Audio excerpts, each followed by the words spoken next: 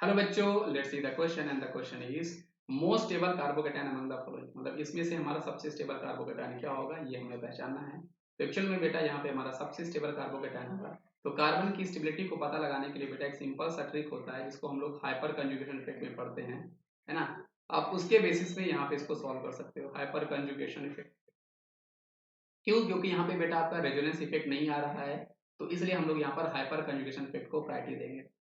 जो कि हमें क्या बोलता है, जो कि हमें ये बोलता है कि अगर हमारे पास more number of alpha hydrogen है, more number of alpha hydrogen है, तो आपका जो कार्बोकेटायन होगा, कार्बोकेटायन जो हमारा होगा वो हमारा मोर स्टेबल होगा। वो हमारा क्या होगा बेटा? मोर स्टेबल होगा।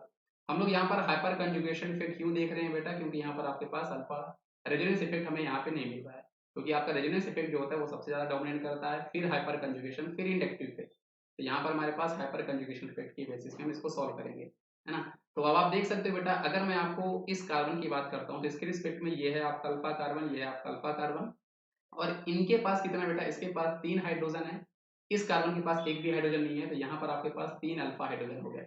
अगर हम ऑप्शन नंबर बी की बात करते हैं बेटा, तो यहाँ पर ये है आपका पॉजिटिव चार्ज, इसके रिस्पेक्ट में ये है आपका अल्फा कार्बन, ये है आपका अल्फा कार्बन, दोनों के पास दो दो, मतलब यहाँ पर आपके पास 4 अल्फा हाइड्रोजन है। अगर हम ऑप्शन नंबर सी की बात करते हैं बेटा, तो यहाँ पर ये है आपका पॉजिटिव चार्ज, इसके रिस्पेक्ट में ये है आपका अल्फा कार्बन, ये है आपका अल्फा कार्बन, और यहाँ पे जो हाइड्रोजन है वो आपके अल्फा हाइड्रोजन होंगे। यहाँ पर हमारे पास है 5 अल्फा हाइड्रोजन, और हमारे पास जो सबसे लास्ट वाली कंडीशन है, इसके रिस्पेक्ट में ये अल्फा कार्बन है, यहाँ पर आपके पास 2 अल्फा हाइड्रोजन है। तो आप देख सकते हो ऑप्शन नंबर सी में हमारे पास सबसे ज्यादा अल्फा हाइड्रोजन है, इसलिए यही हमारा सबसे स्टेबल कार्बोकेटायन होगा। और ऐसा हम लोग करते क्यों हैं बेटा? क्योंकि हाइपर कंजुगेशन हमें क्या बोलता है, ये ट्रिक होता है पहचानने का।